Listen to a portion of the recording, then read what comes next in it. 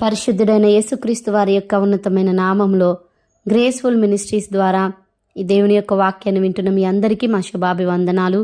మరొకసారి ప్రభు పేరట మీకు మనవి చేస్తున్నాం. దయచేసి వింటున్న మీరు సబ్స్క్రైబ్ చేయండి, లైక్ చేయండి, షేర్ చేయండి అండ్ కామెంట్ చేయండి. ఈ దినం 76వ రోజు దేవుని యొక్క వాక్యాన్ని చదువుకుందాం. న్యాయాధిపతులు 16వ అధ్యాయము. తరువాత సంసోను గాజాకు వెళ్ళి వేశ్యనొకతిని చూచి ఆమె యొద్ద చేరెను. సంసోను అక్కడికి వచ్చెనని గాజా వారికి తెలిసినప్పుడు వారు మాటు పెట్టి రేపు తెల్లవారిన తరువాత అతని చంపుదుమనుకొని పట్టణపు ద్వారమునొద్ద ఆ రాత్రి అంతయు పొంచియుండిరి.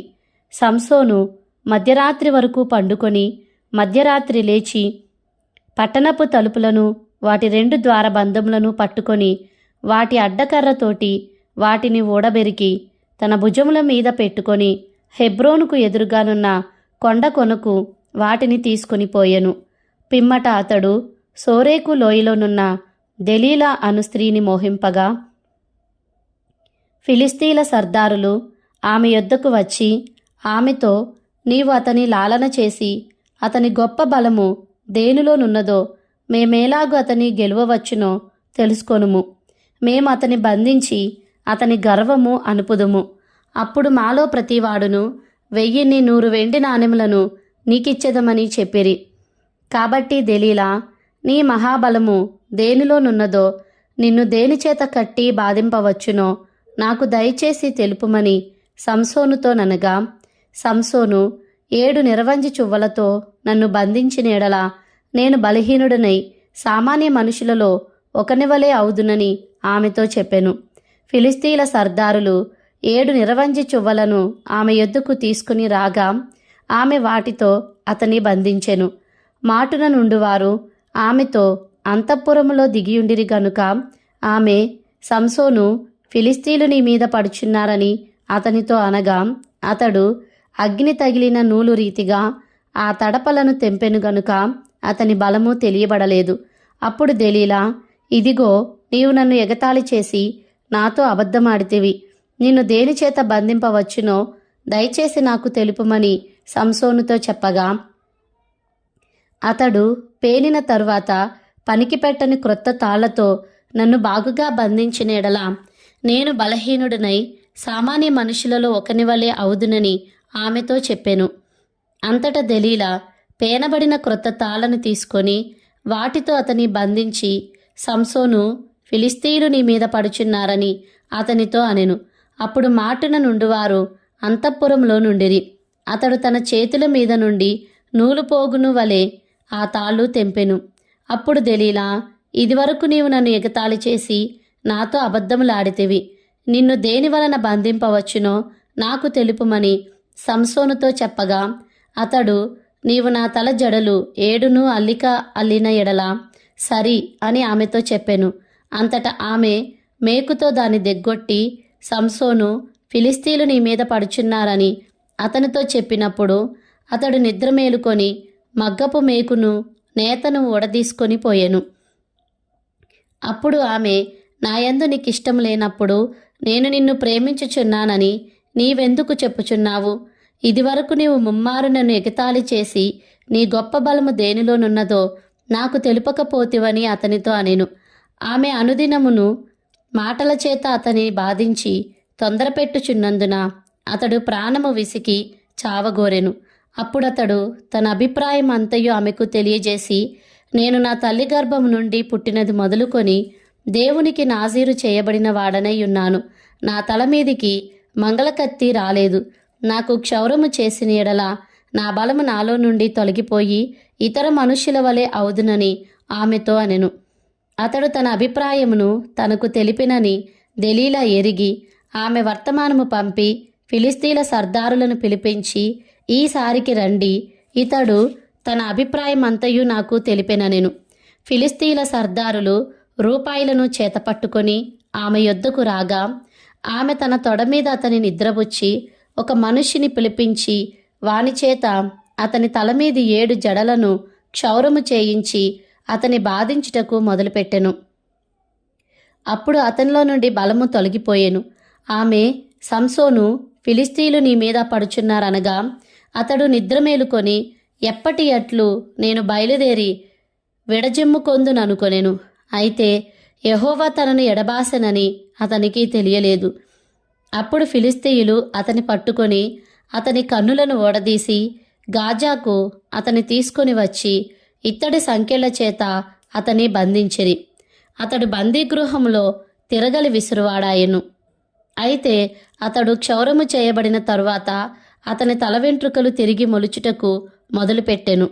ఫిలిస్తీయుల సర్దారులు మన దేవత మన శత్రువైన సంసోనును మన చేతికి అప్పగించి ఉన్నదని చెప్పుకొని తమ దేవతయైన దాగోనుకు మహాబలి అర్పించుటకును పండుగ ఆచరించుటకును కూడుకొనిరి. జనులు సంసోనును చూచినప్పుడు మన దేశమును పాడుచేసిన వాడును మనలో అనేకులను చంపినవాడునైన మన శత్రువుని మన దేవత మన చేతికి అప్పగించి ఉన్నదని చెప్పుకొనుచు తమ దేవతను స్తుతించిరి. వారి హృదయములు సంతోషముతో నిండియుండగా వారు మనము పరిహాసము చేయుటకు సంసోనును పిలిపించుదము రండని సంసోనును బందీగృహం నుండి పిలువనంపిరి. వారు అతని చూచి గుడి స్తంభముల మధ్యను అతన్ని లోబెట్టి పరిహాసము చేయగా సంసోను తన చేతిని పట్టుకొనిన బంటుతో ఇట్లనెను, ఈ గుడికి ఆధారంగానున్న స్తంభములను నన్ను తడవనిచ్చి విడువుము, నేను వాటి మీద ఆనుకొందును. ఆ గుడి స్త్రీ పురుషులతో నిండియుండెను. ఫిలిస్తీయుల సర్దారులందరూ అక్కడ నుండిరి. వారు సంసోనును ఎగతాళి చేయగా గుడి కప్పు మీద స్త్రీ పురుషులు రమారమి 3000 మంది చూచుచుండిరి. అప్పుడు సంసోను, యెహోవా ప్రభువా, దయచేసి నన్ను జ్ఞాపకం చేసుకొనుము. దేవా, దయచేసి ఈసారి మాత్రమే నన్ను బలపరచుము. నా 2 కన్నుల నిమిత్తము ఫిలిస్తీయులను ఒక్కమారే దండించి పగ తీర్చుకొననిమ్మని యెహోవాకు మొరపెట్టి ఆ గుడికి ఆధారంగానున్న 2 మధ్య స్తంభములలో ఒక దానిని కుడి చేతను ఒక దానిని ఎడమ చేతను పట్టుకొని నేనును ఫిలిస్తీయులను చనిపోదుముగాక అని చెప్పి బలముతో వంగినప్పుడు గుడి ఆ సర్దారుల మీదను దానిలోనున్న జనులందరి మీదను పడెను. మరణకాలమున అతడు చంపిన వారి శవముల లెక్క జీవితకాలమందు అతడు చంపిన వారి లెక్క కంటే ఎక్కువాయెను. అప్పుడు అతని స్వదేశ జనులను అతని తండ్రి ఇంటి వారందరూ కూడి అతనిని మోసుకొని వచ్చి జొరియాకును ఎస్తాయోలుకును మధ్యనున్న అతని తండ్రి అయిన మానోహ సమాధిలో అతని పాతిపెట్టిరి. అతడు 20 సంవత్సరములు ఇశ్రాయేలీలకు అధిపతిగా నుండెను. న్యాయాధిపతులు 17వ అధ్యాయము. మీకా అనునొకడు ఎఫ్రాయిమీల మన్యదేశంలో నుండెను. అతడు తన తల్లిని చూచి, నీ యొద్ద నుండి తీసుకొనిన రూకలు అనగా నీవు ప్రమాణము చేసి నా వినికిడిలో మాటలాడిన ఆ 1100 వెండి రూకలు నా యొద్దనున్నవి. ఇదిగో నేను వాటిని తీసుకొంటినని ఆమెతో చెప్పగా అతని తల్లి, నా కుమారుడు యెహోవా చేత ఆశీర్వదింపబడునుగాక అనెను. అతడు ఆ 1100 రూకలను తన తల్లికి మరలా నియ్యగా ఆమె పోత విగ్రహము చేయించుటకై నా కుమారుని చేత తీసుకొనిన ఈ రూకలను నేను యెహోవాకు ప్రతిష్ఠించుచున్నాను, నీకు మరలా అది ఇచ్చెదనెను. అతడు ఆ రూకలను తన తల్లికి ఇయ్యగా ఆమె వాటిలో 200 పట్టుకొని కంసాలికి అప్పగించెను. అతడు వాటితో చెక్కబడిన ప్రతిమా స్వరూపమైన పోత విగ్రహమును చేయగా అది మీకా ఇంట ఉంచబడెను. మీకా అను ఆ మనుషునికి దేవమందిరం ఒకటి ఉండెను. మరియు అతడు ఏఫోదును గృహదేవతలను చేయించి తన కుమారులలో ఒకని ప్రతిష్ఠింపగా ఇతడు అతనికి యాజకుడాయెను. ఆ దినములలో ఇశ్రాయేలీలకు రాజు లేడు. ప్రతివాడును తన తన ఇష్టానుసారముగా ప్రవర్తించుచూ వచ్చెను. యూదా బెత్లెహేంలో నుండి వచ్చిన యూదా వంశస్థుడైన ఒక యవ్వనుడుండెను. అతడు లేవీయుడు. అతడు అక్కడ నివసించెను. ఆ మనుష్యుడు తనకు స్థలము దొరికిన చోట నివసింపవలనని యూదా బెత్లెహేము నుండి బయలుదేరి ప్రయాణము చేయుచు ఎఫ్రాయిమీయుల మన్యదేశముననున్న మీకా ఇంటికి వచ్చెను. మీకా, నీవు ఎక్కడి నుండి వచ్చితివని అతన్ని అడుగగా అతడు, నేను యూదా బెత్లెహేము నుండి వచ్చిన లేవీయుడను. నాకు దొరకగల చోట నివసించుటకు పోవుచున్నానని అతనితో అనెను. మీకా, నా యొద్ద నివసించి నాకు తండ్రివిగాను యాజకుడుగాను ఉండుము. నేను సంవత్సరంనకు నీకు 10 వెండి రూకలును 1 దుస్తు బట్టలును ఆహారమును ఇచ్చెదనని చెప్పగా, ఆ లేవీయుడు ఒప్పుకొని ఆ మనుష్యుని యొద్ద నివసించుటకు సమ్మతించెను. ఆ యవ్వనుడు అతని కుమారులలో ఒకని వలె నుండెను.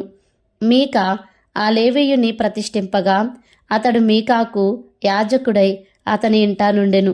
అంతట మీకా, లేవీయుడు నాకు యాజకుడైనందున యెహోవా నాకు మేలు చేయునని ఇప్పుడు నాకు తెలియను అనెను.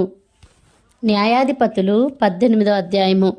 ఆ దినములలో ఇశ్రాయేలీలకు రాజు లేడు, మరియు ఇశ్రాయేలీల గోత్రములలో ఆ దినము వరకు దానీయులు స్వాస్థ్యము పొంది ఉండలేదు గనుక ఆ కాలమున తాము నివసించుటకు తమకు స్వాస్థ్యము వెదుక్కొనుటకై వారు బయలుదేరియుండిరి. ఆ దేశ సంచారము చేసి దానిని పరిశోధించుటకై దానీయులు తమ వంశస్థులందరిలో నుండి పరాక్రమవంతులైన 5 మనుషులను జొర్యా నుండియు ఎస్తాయోలు నుండియు పంపి, మీరు వెళ్ళి దేశమును పరిశోధించుడని వారితో చెప్పగా, వారు ఎఫ్రాయిమీల మన్యముననున్న మీకా ఇంటికి వచ్చి అక్కడ దిగిరి. వారు మీకా ఇంటి యొద్ద నున్నప్పుడు లేవీయుడైన ఆ యవ్వనుని స్వరమును పోల్చి ఆ వైపునకు తిరిగి అతనితో, ఎవడు నిన్ను ఇక్కడికి రప్పించెను? ఈ చోటన నీవేమి చేయుచున్నావు? ఇక్కడ నీకేమి కలిగి ఉన్నదని అడుగగా, అతడు మీకా తనకు చేసిన విధము చెప్పి, మీకా నాకు జీతమిచ్చుచున్నాడు, నేను అతనికి యాజకుడినై ఉన్నానని వారితో చెప్పెను. అప్పుడు వారు, మేము చేయబో పని శుభమగునో కాదో మేము తెలుసుకొనున్నట్లు దయచేసి దేవుని యొద్ద విచారించుమని అతనితో అనగా, ఆ యాజకుడు, క్షేమంగా వెళ్ళుడి, మీరు చేయబో పని యెహోవా దృష్టికి అనుకూలమని వారితో చెప్పెను. కాబట్టి ఆ 5 మనుషులు వెళ్ళి లాయిషునకు వచ్చి, దానిలోని జనము సీదోనీయుల వలె సుఖముగాను నిర్భయముగాను నివసించుటయు, అధికార బలము పొందిన వాడెవడునూ లేకపోవుటయు, ఏమాత్రమైనను అవమానపరచగలవాడెవడునూ ఆ దేశంలో లేకపోవుటయు, వారు సీదోనీయులకు దురస్తులై ఏ మనుషులతోనూ సాంగత్యము లేకుండుటయు చూచిరి.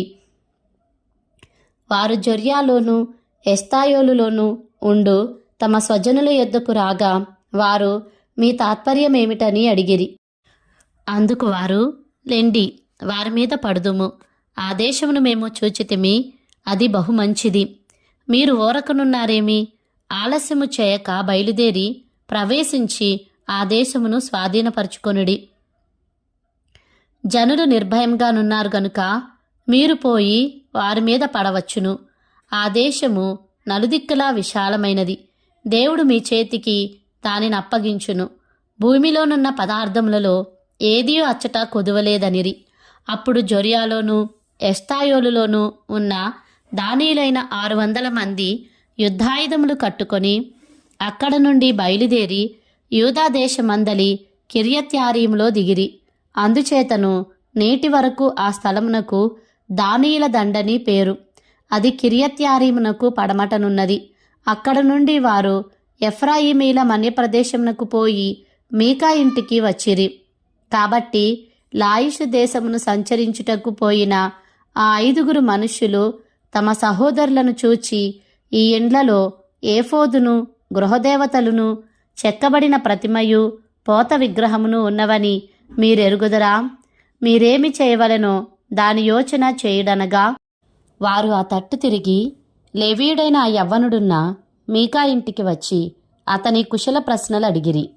దానీయులైన 600 మంది తమ యుద్ధాయుధములను కట్టుకొని గవిని వాకిట నిలుచుండగా, దేశమును సంచరించుటకు పోయిన ఆ 5 మనుషులు లోపల చొచ్చి ఆ ప్రతిమను, ఏఫోదును, గృహదేవతలను, పోత విగ్రహమును పట్టుకొనిరి. అప్పుడు ఆ యాజకుడు యుద్ధాయుధములు కట్టుకొనిన ఆ 600 మంది మనుషులతో కూడా గవిని ఎదుట వాకిట నిలిచిండెను.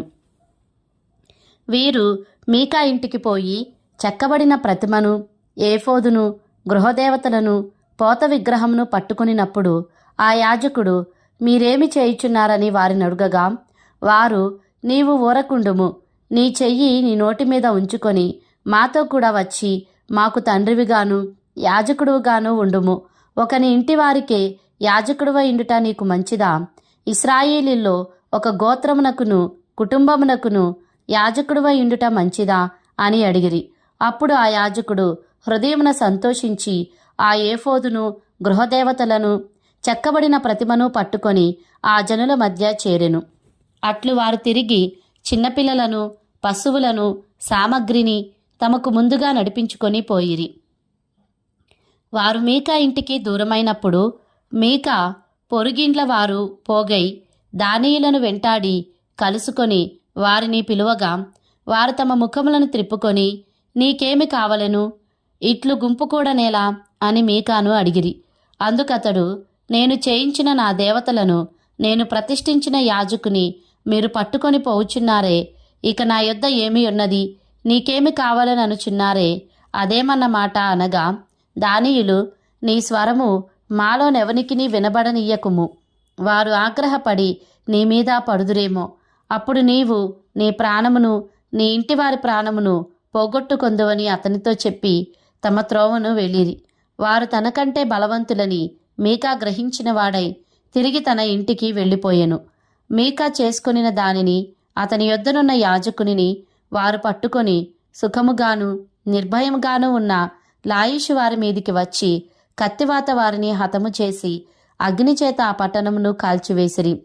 అది సీదోనుకు దూరమైనందునను వారికి అన్యులతో సాంగత్యమేమియూ లేనందునను వారిలో ఎవడనూ తప్పించుకొనలేదు. అది బేత్రెహోబునకు సమీపమైన లోయలోనున్నది. వారొక పట్టణమును కట్టుకొని అక్కడ నివసించిరి. ఇశ్రాయేలుకు పుట్టిన తమ తండ్రి అయిన దానును బట్టి ఆ పట్టణమునకు దాను అను పేరు పెట్టిరి. పూర్వము ఆ పట్టణమునకు లాయిషు అను పేరు. దానియేలు చెక్కబడిన ఆ ప్రతిమను నిలుపుకొనిరి. మోషే మన్మడును గెర్షోను కుమారుడునైన యోనాతానను వాడును వాని కుమారులును ఆ దేశము చెరపట్టబడు వరకు దానియేలు గోత్రమునకు యాజకులై ఉండిరి. దేవుని మందిరము షిలోహులోనున్న దినములన్నిటను వారు మీకా చేయించిన ప్రతిమను నిలుపుకొని ఉండిరి.